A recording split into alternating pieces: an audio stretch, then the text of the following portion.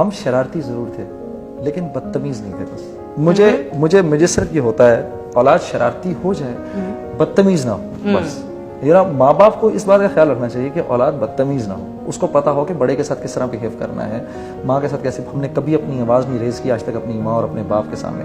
دیکھو ویسٹ کہتا ہے بچے کو ہاتھ نہ لگاؤ, بچے کو ہاتھ لگاتے ہیں تو بچہ فون کر کے پولیس کو بلوا لیتا ہے. ٹھیک, اوپر سے ہماری اسلامی روایات جو ہیں اس میں یہ ہے کہ بچے کو مارنے کا حکم ہے. نبی پاک صلی اللہ علیہ وسلم نے کہا, بلکہ یہ تک کہا کہ آپ نے اپنا کیا کہتے ہیں اس باپ کے لیے دعا کی, آپ نے اس باپ کے لیے دعا کی جس کے گھر میں اس کے کوڑا لٹکا ہوا ہوتا ہے اور اس کی اولاد دیکھتی ہے کہ یہ باپ کا کوڑا ہے, اور باپ کی مار کو ایسے تشبیہ دی کہ یہ ایسے ہے جیسے کھیت کے لیے پانی.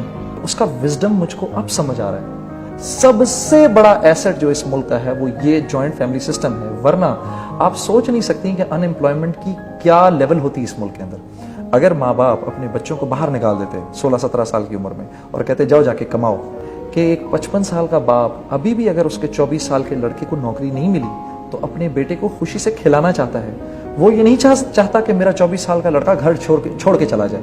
ٹھیک ہے, وہ ابھی بھی چاہتا ہے کہ اگر میں کما رہا ہوں تو میرا بیٹا میرے آنکھوں کے سامنے ہی رہے اور میرے ساتھ. یہ اسی وجہ سے ہے کیونکہ ہماری ٹریڈیشنز ایسی ہیں, یا تو نبی کی خبر اور ان کی بات کو مان لیں, یا جو ویسٹ سمجھا رہا ہے ویسٹ کو مان لیں. خدا نہ کرے اگر ہم لوگوں نے ان ٹریڈیشنز کو اپنانے کی کوشش کی جو ان کی ہیں تو پھر ہمارا حال بھی وہی ہوگا جو ان کی سوسائٹی کا ہے.